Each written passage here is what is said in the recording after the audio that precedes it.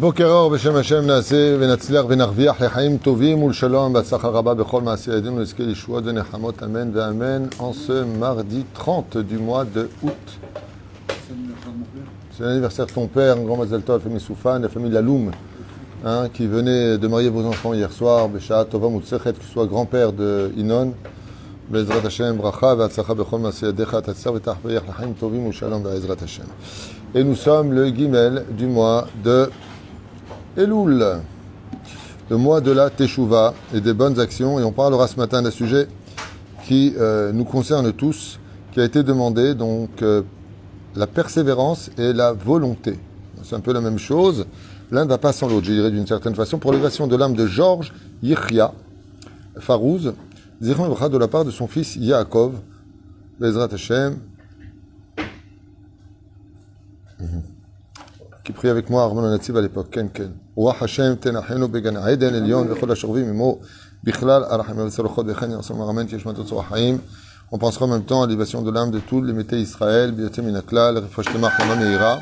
Et on commence notre premier shiur sur la persévérance et la volonté, surtout pour la Teshuvah. On a besoin de persévérer, on a besoin pour la Parnassa de persévérer, on a besoin. Mais qui te dit que ça va aboutir? Parce que Dieu a ses plans et toi, tu as les tiens. Et des fois, malheureusement, on est téléguidé par le Yetzer Hara. Ce qui fait que la persévérance et la volonté de vouloir aller dans une direction peut mener à une chute totale. Ça veut dire non seulement tu ne réussis pas, mais tu es au-dessus de tout espoir, en dessous de tout espoir, parce qu'en fin de compte, c'est pas ce que voulait Dieu. Alors comment on peut savoir ou pas, et comment ça se traduit? La première des règles, c'est que du ciel, il faut savoir une chose. Je dis bien du ciel et pas sur terre. Dieu ne nous donne jamais des épreuves qu'on ne peut pas surmonter. Ça n'a jamais existé, ça n'existera jamais.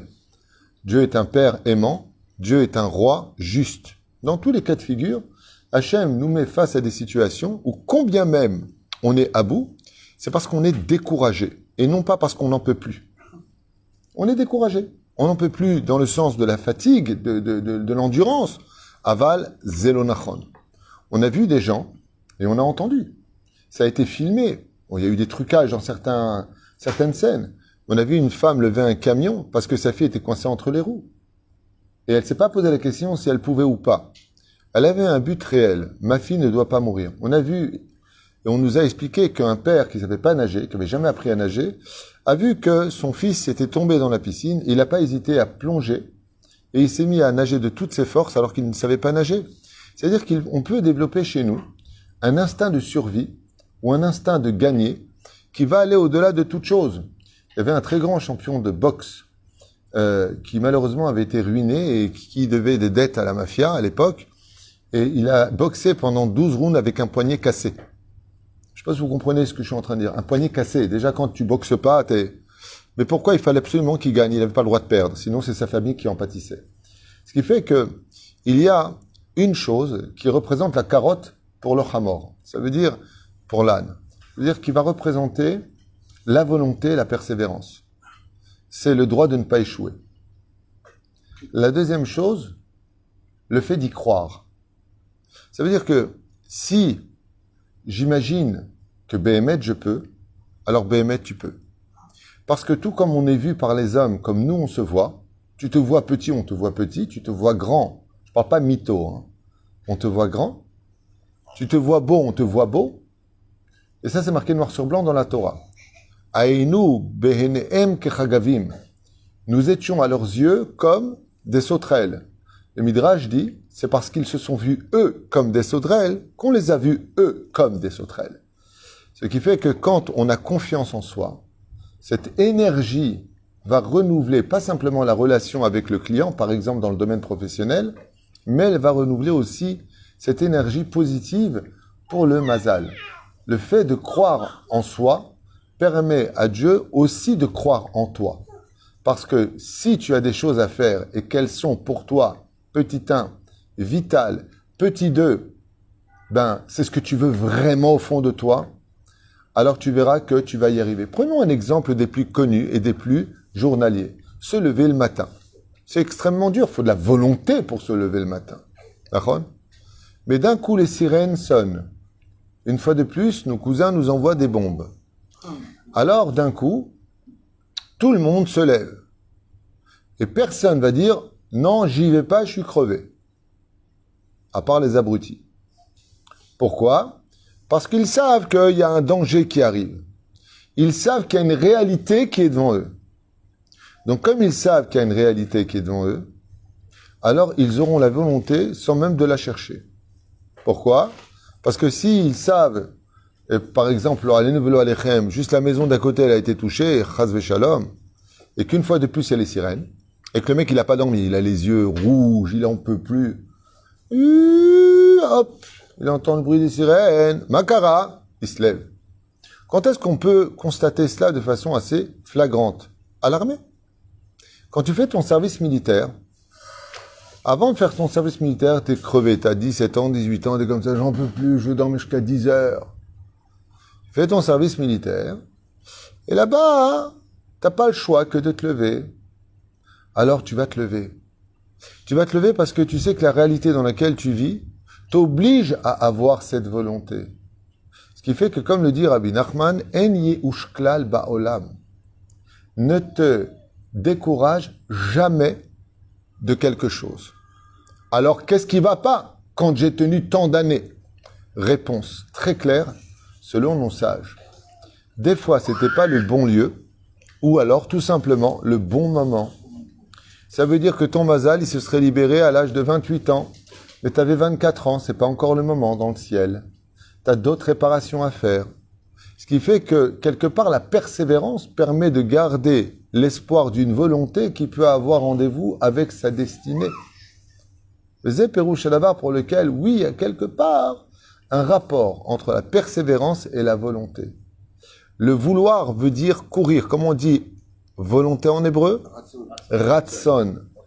Nachon. Mais regardez en hébreu comme c'est beau. Vous savez que la dimension du on, dans les mots hébraïques, veut dire petit. Nachon. Ishon. Soleil. Shemesh. Petit Shemesh. Petit soleil. Shimshon. Vous avez remarqué?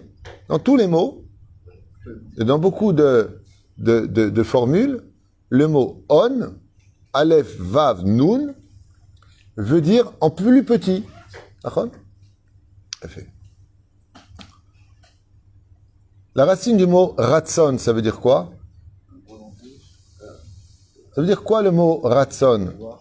Traduction littérale du mot, étymologiquement parlant. Non. Bonne réponse. La route. Rat. Maintenant, coupez-le en deux. Maintenant, qu'est-ce que ça veut dire? On. Quand tu veux réussir, et avec, comme il avait dit une fois le Rav Mordechai Eliyahu, roule doucement, je suis pressé. Ratson, la petite course. Ça veut dire que c'est une question de volonté d'arriver au but en prenant le temps qu'il me faudra pour y arriver. Il y a un animal qui est choquant. Il court pas spécialement vite. Il court, hein. Non, il fait des sprints, hein. Mais il a un truc d'incroyable. Il peut attraper une gazelle, alors que la gazelle court 2 fois plus vite que lui. Ouais, il y a un animal comme ça, dans ma Masechet National Géographique. Il a quelque chose d'incroyable. C'est que c'est un animal qui court 2 fois moins vite que, par exemple, un zèbre. Mais quand ils ont un zèbre en tête, ils l'attrapent tôt ou tard. Ce sont les hyènes. Et qu'est-ce qu'elles ont, les hyènes? L'endurance. Elles ont l'endurance. Elles réunissent, en général, en groupe, chacune, de façon méthodique, est placée dans un endroit stratégique, de telle façon à ce que elle est automatiquement sous leurs yeux. Et ils s'en fichent, les hyènes, que le zèbre ou que l'antilope, elle soit à plusieurs centaines de mètres. Vous savez pourquoi? Parce qu'elle va finir par se fatiguer. Par contre, nous, on ne va pas se fatiguer. On va l'avoir à l'usure. Et c'est exactement comme ça qu'il faut tenir dans sa vie. Il y a des moments dans la vie où il va falloir comprendre que. Il y a des moments où on a vu, et ça c'est un grand Moussar Eskel pour nous dans la nature, des ours se décourager de leur poursuite. On a vu des loups se décourager. Et on a vu aussi des hyènes abandonnées. Makara. Eh bien, c'est très simple. Quand on veut réussir avec la volonté, ouais, il va falloir placer la barre à la hauteur de notre potentiel. Mais si tu es exponentiel, si tu es au-delà des limites, c'est comme ça s'est passé avec le roi Yanaï en Israël, il voulait avoir la volonté d'être Cohen. Mais babouche, t'es pas Cohen. Tu peux avoir autant de volonté que tu veux. Tu as placé la barre dans des univers qui ne t'appartiennent pas. Des fois, il arrive que des gens vont prendre sur eux de créer des sociétés, des affaires et des trucs, et je vais être là, et je vais être là-bas, et je vais faire ça, et je vais faire... Baba, tu vas t'effondrer en 2 secondes. Tu vas t'effondrer. Apprends à te connaître. Écoutez bien, les mots que je vous dis sont importants. Avant de parler de volonté, de persévérance, d'abord, qui tu es toi? Ouais. C'est comme tu prends un mec qui fait 210 kilos, et il dit, avec la volonté, je peux battre le mec, ok, qui fait 45 kilos, et qui court comme une gazelle. Mais tu peux le vouloir autant que tu veux, tu n'y arriveras jamais. Pourquoi? Bah parce que face à quelqu'un qui est aussi rapide que lui, qui est aussi maigre que lui, t'as aucune chance, pas shoot. Tu peux me parler de la tortue et du lièvre, ça n'a rien à voir. Mais par contre, de faire 210 kilos et te dire, allez, on fait une course avec l'autre qui fait 200 kilos, oui. Ce ne sera pas les 10 kilos de différence qui vont réellement jouer un rôle. Parce que le potentiel, il y a comme 10 kilos à traîner en plus. Mais la différence qu'il y a, c'est que tu peux y arriver parce que peut-être que tu es plus entraîné, parce que tu as besoin de réussir, parce que par rapport à la réalité des choses. Hein? Non, on n'est pas limité. On est limité par rapport à uniquement ce que nous sommes. Ça veut dire que Dieu va pas te demander quelque chose que tu peux pas faire. Tu comprends? Imagine que je te demande, Abraham, d'être Hazan, tout Rosh Hashanah avec le chauffard. C'est pas possible. Pourquoi c'est pas possible? Il faudrait que tu t'entraînes, que tu apprennes à te connaître. Tu sais pas si tu peux le faire ou pas dans la réalité. Avant de se lancer dans le Ratson, il y a aussi qu'est-ce que tu veux. Regardez bien la racine du mot Ratson. Comment on dit en hébreu qu'est-ce que tu veux? Rotse. Dans le mot, qu'est-ce que tu veux? Il y a le mot Ratson. Ça veut dire que si je ne sais pas ce que je veux dans la vie, la majeure partie des gens, ils ont des idées farfelues. Allez, on se lance. Mais en réalité, c'est pas vraiment ce qu'ils voulaient. Ils se cherchent. Ce qui fait que quand tu te cherches dans cette périphérie, dans laquelle tu te perds complètement parce que tu le veux mais sans le vouloir, donc t'as pas la volonté. Cette volonté-là, elle n'est pas présente et t'as pas envie de persévérer. Parce que avant de rentrer dans ce cercle, dans ce qu'on appelle la persévérance et la volonté, petit 1, je veux savoir qui je suis. Quel est réellement mon potentiel? Est-ce que c'est vraiment ce que je veux? Est-ce que c'est vraiment ce que je recherche? Est-ce que c'est vraiment bon pour moi? Étant donné que je n'ai pas cela en moi, que je n'ai pas ces réponses-là, il est évident que je vais me décourager et me trouver toutes sortes d'excuses en disant « Bon, en fin de compte, c'est pas pour moi, j'avais trop de la hâte, c'était trop difficile, c'était trop compliqué. » Le Talmud nous donne une parfaite image à respecter dans toutes les situations. Tafasta me'at, tafasta. Tafasta meroubé, lo tafasta. Celui qui attrape peu, c'est-à-dire qu'il y a un but. Par exemple, tu as une flèche, tu as une cible. Ben, c'est parfait. Mais si tu as une flèche et je te mets 2 cibles, c'est pas possible. Le problème qu'on a, c'est qu'on ne vérifie pas combien on a de flèches sur notre arc. Et donc, qu'est-ce qui va se passer? On va déshabiller Paul pour habiller Jacques. On va passer notre temps, par exemple, dans la vie courante et la volonté qu'on a. On a une famille, on a des enfants, mais on a la volonté de faire passer l'argent en priorité parce que sinon je suis angoissé, je peux plus vivre, j'ai pas assez de bitachon ou pas assez d'émouna. Donc je vais créer une situation de volonté uniquement sur le travail en ignorant complètement la vie de famille. D'accord? Est-ce que c'est une bonne persévérance? Est-ce que c'est une vie de qualité? Non. Pourquoi? Parce qu'à un moment tu vas craquer, tu vas en arriver au divorce, tes enfants tu les as pas vu grandir, et tu commences à rentrer dans une espèce de dikaon, et qu'est-ce qui va se passer? Eh bien, regardez psychologiquement comment c'est fort. Tu vas en vouloir à ton travail de ne plus être à la hauteur de la perte que tu as occasionnée pour lui. Ce qui fait que dès qu'il y aura un problème dans le travail, tu vas avoir un problème de persévérance. Pourquoi? Parce que tu vas estimer que comme tu lui as tout donné, le travail doit tout te rendre, alors que personne ne te doit rien. Et que personne t'a demandé de suicider ta vie. Personne t'a demandé de jeter ta vie en l'air. C'est pour ça que la Torah, le Rambam, par exemple, le Chodot, il nous dit 8 heures tu dors, 8 heures tu travailles, 8 heures tu étudies. Et 24 heures. Bien entendu, tu intercales à l'intérieur, le fait de manger, 2 et 2. Aval, on t'arclaisse des choses. Pour avoir la volonté, il faut s'octroyer le temps de la volonté. Par exemple, donner rendez-vous avec un moment de volonté, c'est quelque chose d'important. Et la volonté, c'est le désir. Prenons le cas de la conversion. Quand une personne décide de faire le pas très courageux de dire « Allez, je prends sur moi de devenir juive ». Ça veut dire 613 mitzvot de la Torah, Shabbat, Yom Tov, Chol HaMoed, Nida, Kashrut, et patati, et patata. Pour les femmes, la tsniout particulièrement, c'est extrêmement difficile. Les hommes, l'ikboa etim la Torah, d'aimer son peuple, d'aimer sa terre. Ouh, faut être balèze, il faut être un gibor pour se convertir. Tu arrives au Beddin et tu dis voilà, je veux me convertir. Le Beddin te répond, et il doit te répondre, on n'a pas besoin de vous. Merci, au revoir. Tu vas chez les autres religions, c'est marhaba, c'est ouh, mon fils, Dieu a enfin éclairé ton chemin. C'est-à-dire, chez nous, c'est mamash, non, on n'a pas besoin. Todaraba, litraot, tu peux être un bon goy, 7 lois de Noachid, tu respectes les 7 lois de Noé, elles sont faciles, elles sont sociales, on n'a pas besoin de toi. Et la personne, elle dit, ouais, d'accord, ça c'est ce que vous voulez, mais moi je veux me convertir. On lui répond, écoutez, on n'a pas de temps pour vous, je suis désolé, mais vous devriez réfléchir, prenez encore une année devant vous. Il revient 2 jours plus tard, à la porte. Bonjour, je veux me convertir. On lui dit pour la 3e fois, on veut pas, Todaraba, on n'a pas besoin de copie, on n'a pas besoin de cassement de tête avec ça. Vous n'êtes pas juif, vous pouvez fréquenter qui vous voulez, il n'y a pas de problème de nida, il y a pas de problème, Azov. On va le persuader de ne pas se convertir. Et c'est une obligation de le faire. C'est-à-dire un Bédine n'a pas le droit de convertir s'il n'a pas fait 3 fois le renvoi de celui qui veut se convertir. C'est une obligation. Pourquoi ? Pour le réveiller à 2 choses. Écoutez bien, c'est important pour tous les chemins de la vie. Le premier, tu te rends compte dans quoi tu veux t'engager, les responsabilités des buts que tu t'es fixés dans la vie. S'il revient au bout de la 3e fois, ça veut dire, il a fait 3 fois, il a été renvoyé, il revient la 4e fois, on s'intéresse à lui. On n'est pas venu te chercher. Il n'y a pas d'inquisition chez nous. Il n'y a pas de, s'il te plaît, ou tu te convertis ou je te tue. Chas veshalom. Ça mérite d'être juif.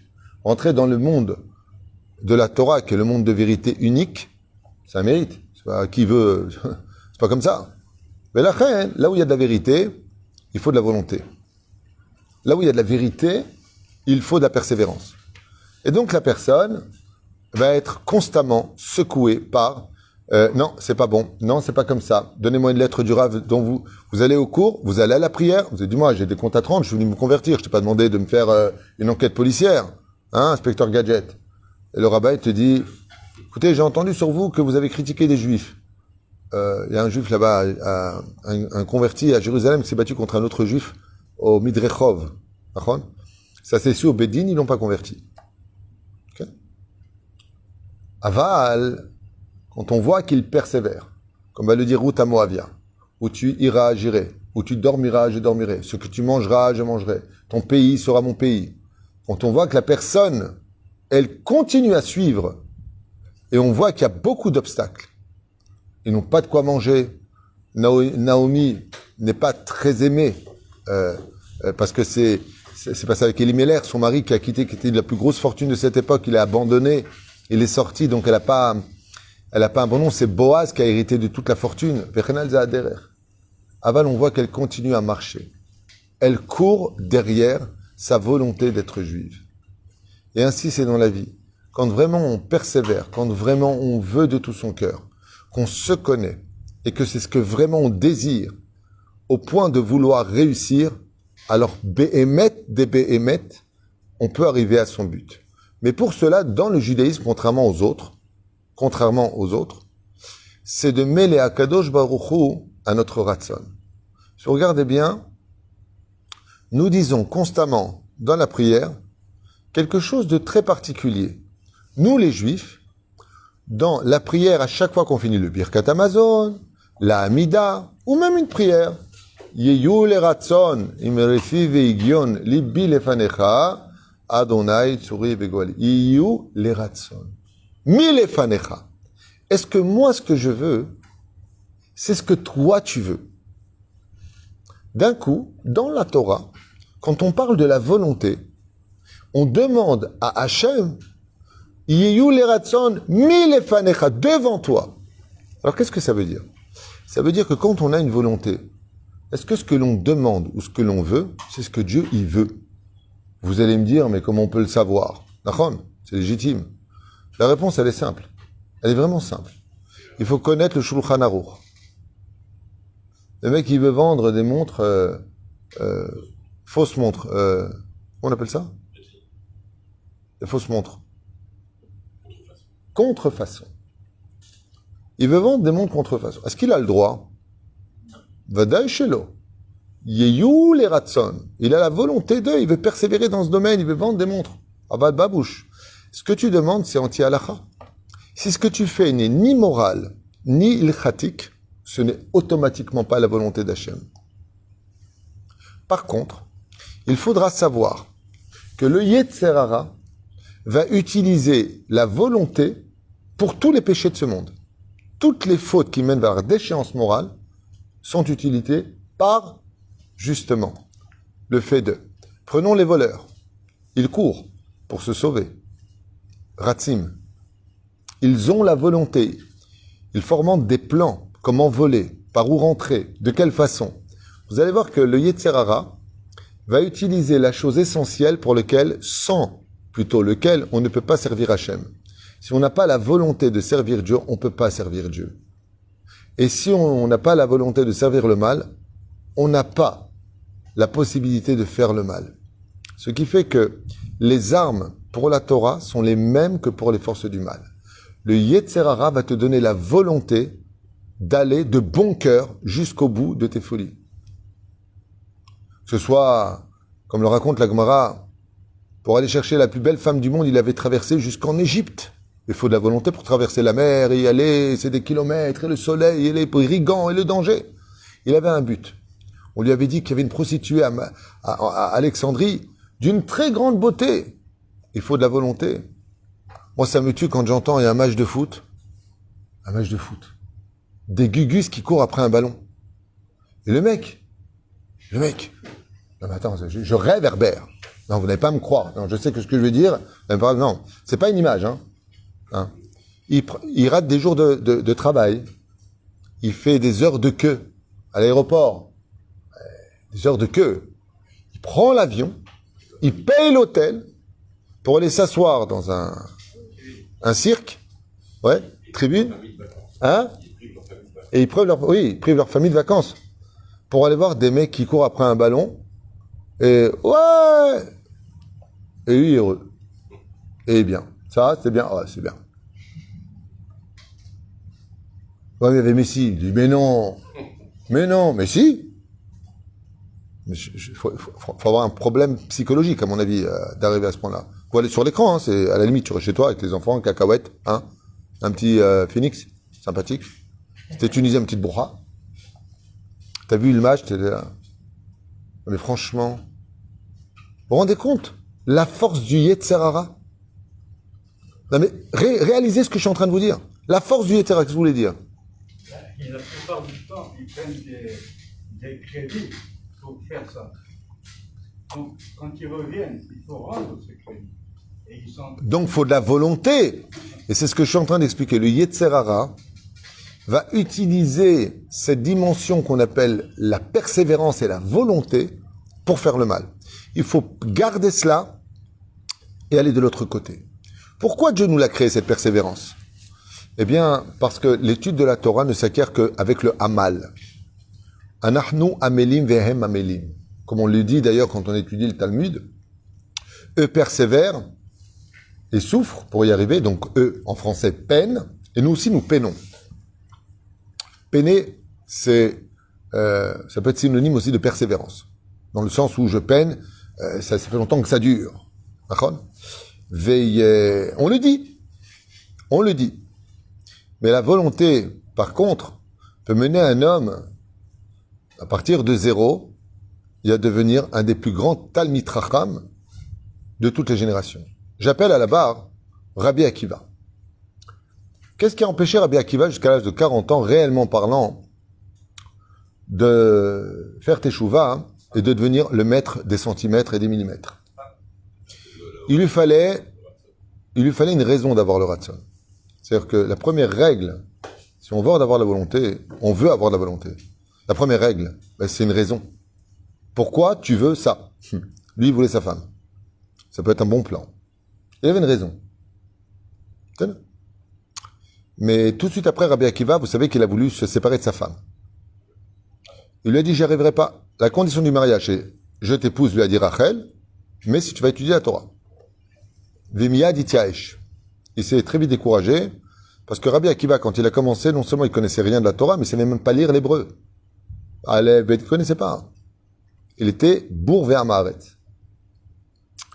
Puis voilà qu'un jour, donc à l'histoire de l'âne avec le chapeau, va au chouk, tout le monde se moque de lui, un jour, deux jours, trois jours, parce qu'il avait peur de la moquerie des autres. Mais qu'est-ce qui a déclenché chez Rabbi Akiva la volonté de devenir le maître? Les Chachamim nous disent qu'un jour, il s'est arrêté face à un fait qui l'a surpris. Il a vu un rocher de silex, qui est un des rochers les plus hards et les plus durs. Le silex est très dur. Il a remarqué qu'il y avait un trou dans le silex. Et il s'est posé la question, mais qu'est-ce qui peut provoquer un trou dans le silex? Il a vu qu'une cascade, en haut, il y avait un système de gouttières, d'une certaine façon, qui tombait au même endroit. Et il s'est rendu compte, Rabbi Akiva, que goutte après goutte, avec le temps, ça a creusé du silex. Rabbi Akiva, quand il a vu ça, il a eu l'éveil à ce cours qu'on est en train de faire. La persévérance. Il s'est rendu compte que si des gouttes, une goutte, imagine une goutte qui tombe, ça creuse, mais goutte après goutte, pas après pas, tu peux y arriver. Pas après pas, tu peux y arriver.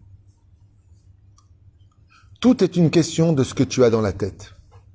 Faites de la marche ou de la course sans écouter de la musique. Vous allez entendre le battement de votre cœur et vous posez tous les 10 mètres la question, peut-être que tu arrêtes ou pas.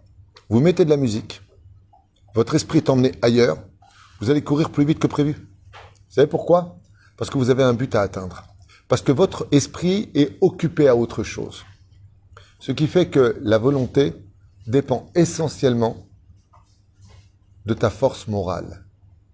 Il y a un homme qui a été jeté entre 4 murs aux États-Unis.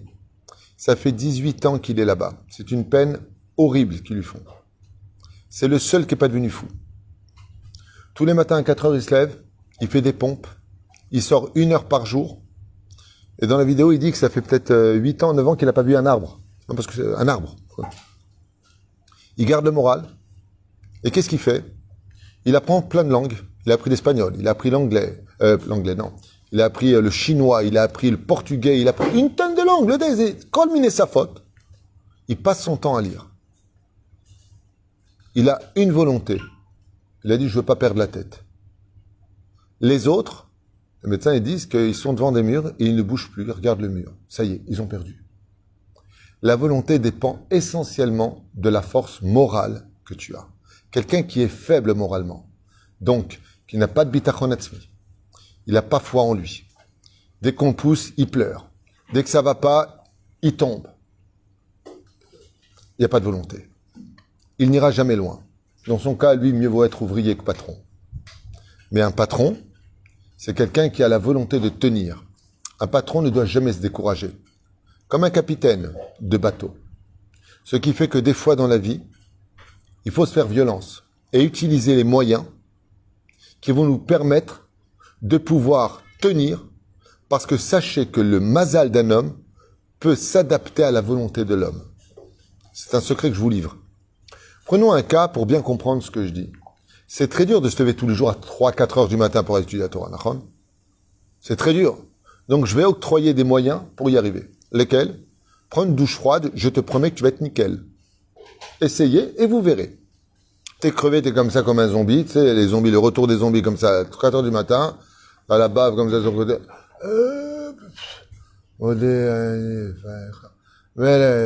Vas-y, babouche, vas-y, mets-toi de l'eau bien sur toi. J'ai dit une fois à ma femme, c'est fou, tous les matins t'es crevé. Tu sais jusqu'où t'es crevé? Jusqu'au robinet. Une fois que t'as fini tilat et que tu te mets de l'eau sur le visage glacé, tout le sommeil se barre.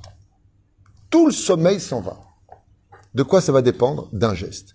Des fois, il suffit simplement d'un mot. Combien de fois j'ai passé mon temps, sans parler de moi personnellement, à remonter le moral des gens qui étaient complètement découragés. Complètement, Nachon. Un café ensemble, on a discuté quelques instants. Le mec, une bombe, il a tout repris. Hein, Abraham? Nachon? Kama mikrim hayu kaele. Combien il y a eu de... Mais qu'est-ce que j'ai changé? C'est la vision des choses. Je leur ai montré, mais pourquoi tu regardes de ce côté-là? C'est comme il veut sortir par la porte et elle est fermée. Mais baba, n'insiste pas, passe par la fenêtre. Renvoie la moitié des ouvriers pour l'instant, restructure ta société, diminue tes sorties et augmente tes rentrées.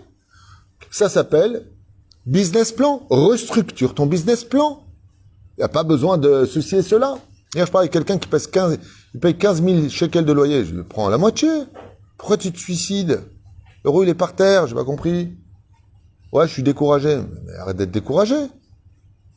Change de stratégie. Et quand on veut, on peut. Pourquoi? Parce que l'homme est emmené là où il veut aller. Donc on a vu ici plein de règles. Ken? Tout à l'heure, vous avez dit, la personne doit se connaître. Il y a peu de personnes qui se connaissent. C'est pour ça que la méditation, à travers la Torah, va permettre à l'homme de pouvoir explorer ce qu'il peut faire ou pas. Il y a des gens, par exemple, tu leur parles de mathématiques, ça leur parle pas. Ils n'aiment pas. Ça, ils n'ont jamais aimé. C'est pas pour eux. Alors il faut orienter sa persévérance vers des choses qui nous plairont. C'est pour ça que, par exemple, Rabbi Nachman, il dit, comme pour le travail, comme pour l'étude de la Torah, il faut étudier aussi ce qu'on aime étudier. Parce que quand on aime, on a une persévérance naturelle. Ben oui.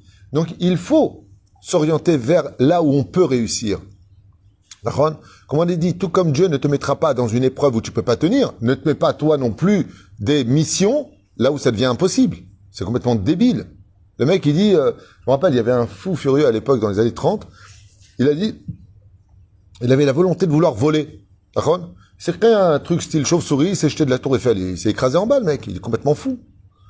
Vous savez combien il pesait? 110 kilos. D'abord, fais un régime avant de te lancer en tant que chauve-souris.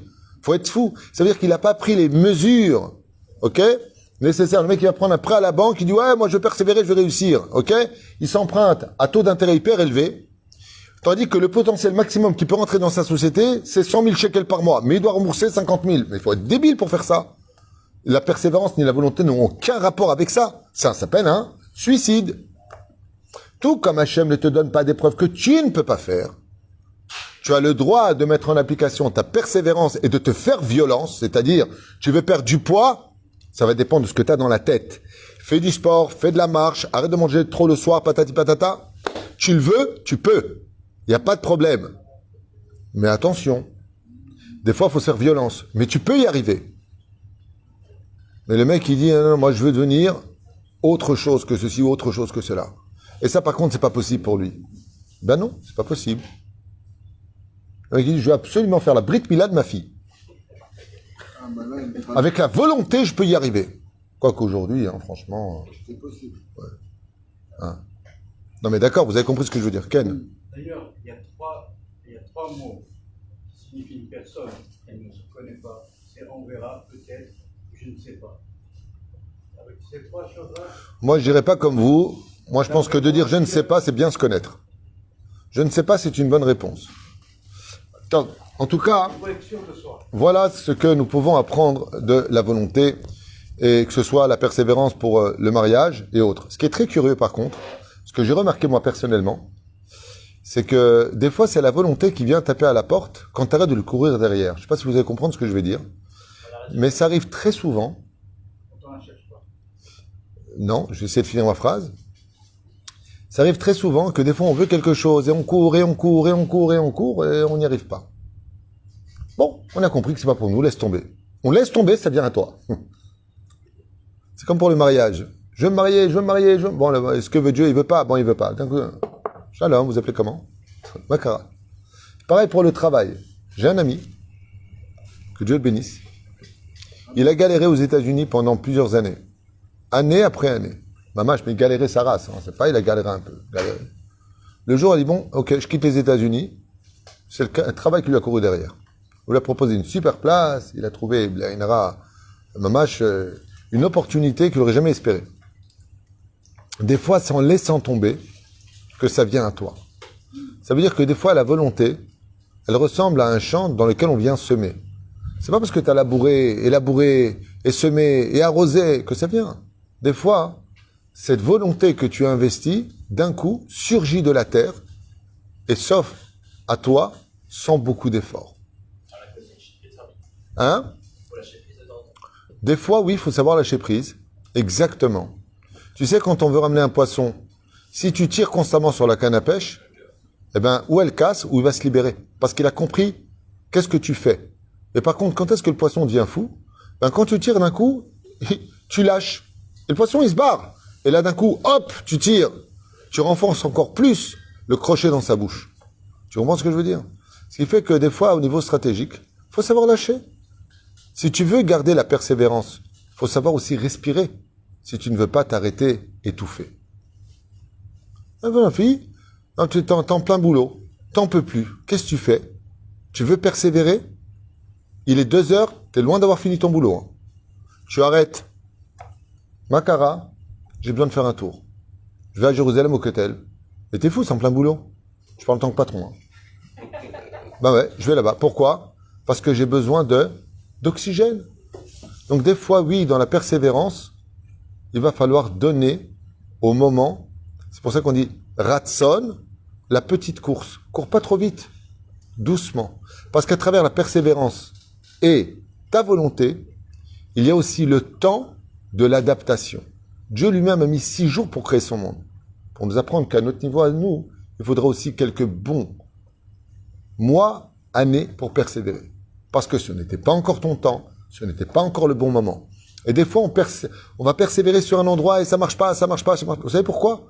Parce que l'endroit dans lequel tu te trouves ne te donne pas ce mazal. Il suffisait d'aller juste dans l'autre rue. Changer d'endroit, c'est changer de mazal. Ce qui fait, eh bien, faut essayer. Faut essayer. C'est ce que je viens de dire. Donc, tu confirmes. Des fois, ici, ça marche pas. Pas parce que ta volonté est défectueuse, parce que c'est pas l'endroit. Alors, faut aller là-bas. Il y a des gens, ils ont fait leur alia, ils sont montés à Jérusalem, à Netanya, Ashdod, Ofakim, Hadera, là-bas, Kessaria, Harish ou ailleurs. Ils n'ont pas réussi. Ils n'ont pas réussi. Ils n'ont pas acheté leur appartement. Moi, je connais une famille, ils n'ont pas réussi à acheter leur appartement à Ashdod. Ils ont changé d'endroit, ils sont à Kiryat Malachi. Et ils ont acheté leur appartement. Maison. Ils avaient une voiture, ils avaient Kochi, ils n'arrivaient pas à la payer. Ils en ont 2. 3, pardon. Et là-bas, 3. Mais qu'est-ce qui s'est passé? Ils ont changé d'endroit.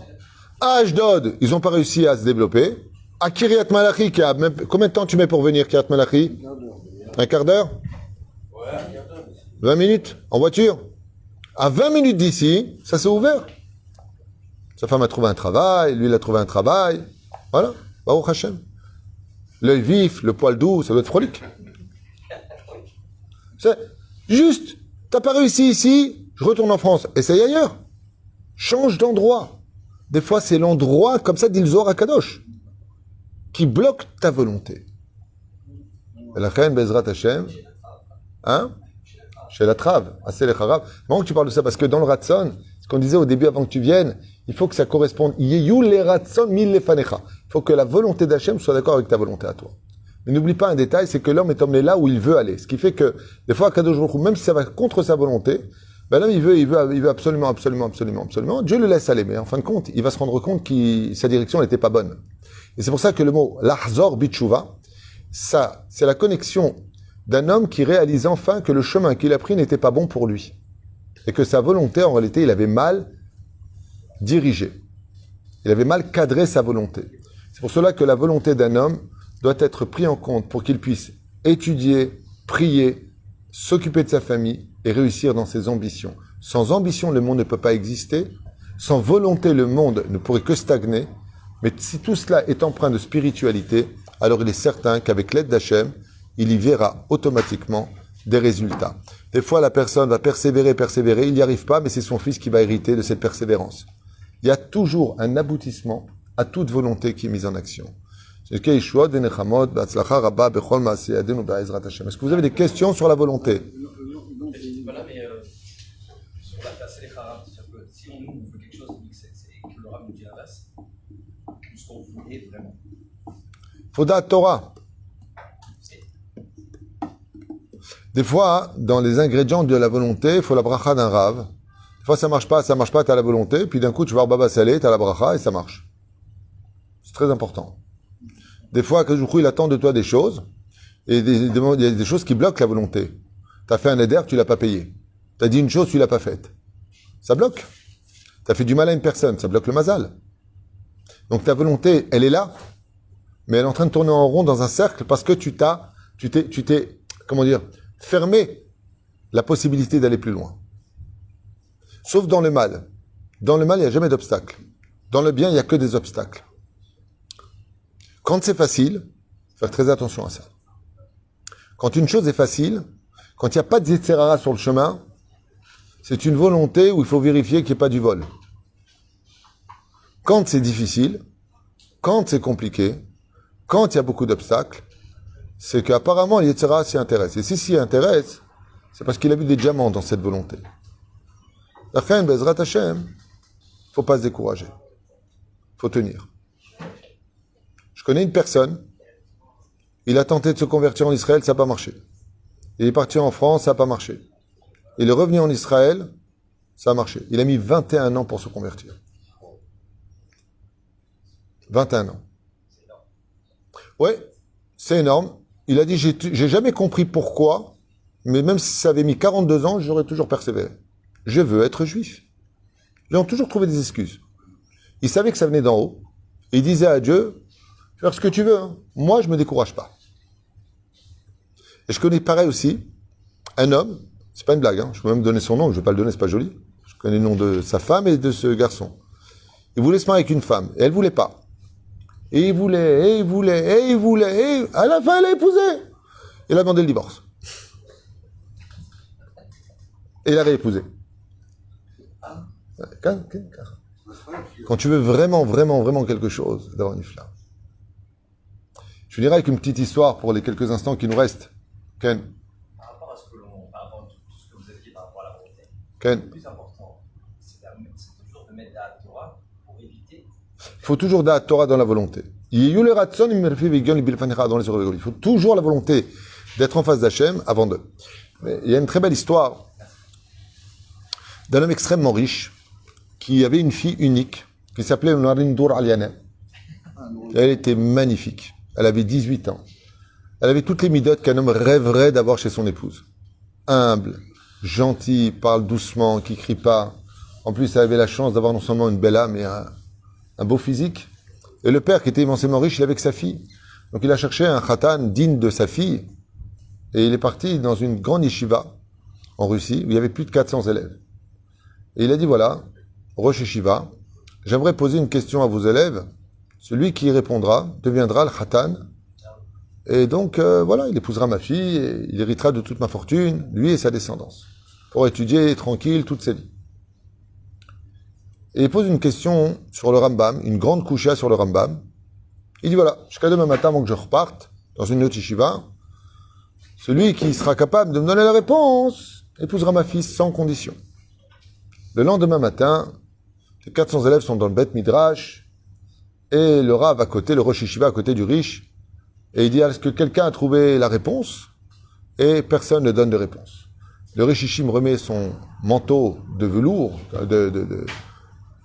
peau d'animal, je sais pas comment on appelle ça, là. Fourrure. Fourrure. C'est pas un mot que j'utilise beaucoup en Israël, le mot fourrure. Hein? Et il vient pour partir, il rentre dans son beau carrosse, avec ses 4 chevaux. Hein? Il n'avait pas une Ferrari, il en avait 4. 4 chevaux. Et il prend la route. Et bizarrement, comme ça, à peu près à 200 mètres de la yeshiva, il entend une petite voix, « monsieur, monsieur. » Il dit au cocher de s'arrêter, il se retourne comme ça, il regarde par la petite lucarne, et il voit un jeune bachour de 20 ans qui court avec ses péotes dans le vent comme ça, et il lui dit, attendez, qu'est-ce qu'il y a? Il vient comme ça, il lui dit, d'accord, vous partez, votre fille, tout ce que tu veux, ta fortune, je m'en fiche moi de tout ça. Mais c'est quoi la réponse? Le riche, il a regardé comme ça par la fenêtre, il a vu la distance qu'il a parcourue alors que ses chevaux partaient à galop, au galop. Il a vu qu'il a parcouru 200 mètres de toutes ses forces pour avoir la réponse à sa question. Il a regardé comme ça et lui a dit, alors sache que cette kushia est fausse. C'est pour ça qu'il n'existe pas de réponse. La seule personne que je cherchais, c'était celui qui avait la volonté de trouver ses réponses. Tu es le khatan que je voulais. Rentre dans le carrosse. Kachai traten ve kachaya. C'est pour amitié qui a eu lieu à l'époque, 200-300 ans. C'est-à-dire que la volonté permet de pouvoir nous marier avec les désirs quand vraiment on cherche la vérité pour la vérité. Quand on veut réussir, non pas pour l'orgueil, pour les honneurs ou autre, quand on veut réussir, Be'ezrat Hashem, eh bien, pour vraiment réussir, c'est-à-dire dans le sens d'apporter un plus à sa famille, à l'humanité, alors Akadosh Baruch Hu Vadaï Shevarech et Ha'adam Ba'asher Usha. C'est par contre ce qu'on pourrait dire sur le mot volonté. On a tous cela en nous, et il faut savoir que la volonté, eh bien, fatigue, la persévérance fatigue, mais que si vraiment on le veut, alors on ne peut, car rien ne tient réellement devant la volonté, tant que les défis que tu t'es mis correspondent au potentiel qui est en toi. C'est ce qui est Yeshua de Nechamot. Ça me rappelle d'ailleurs un peu Pharaon. Pharaon nous a retiré toute volonté de vouloir sortir d'Égypte. Le rabbi dit Altikram Mitzrayim la Metzarim. Rester dans la petitesse de la vie, c'est-à-dire vivre sans volonté, c'est avoir stagné toute sa vie. Il faut de la volonté pour servir Dieu, pour aller à la synagogue, pour donner de la tzedaka, pour travailler ses midot, de ne pas se mettre en colère, de ne pas être vulgaire, de rester fidèle à la Torah, au mitzvot et à son épouse, et ainsi de suite. Il faut beaucoup de volonté pour être capable de s'effacer. Et vous verrez que plus vous serez humble dans ce monde, et plus vous aurez la volonté d'avoir envie d'évoluer. Car, Ombrim Rabotenu Alem Hashalom. Kol Tov.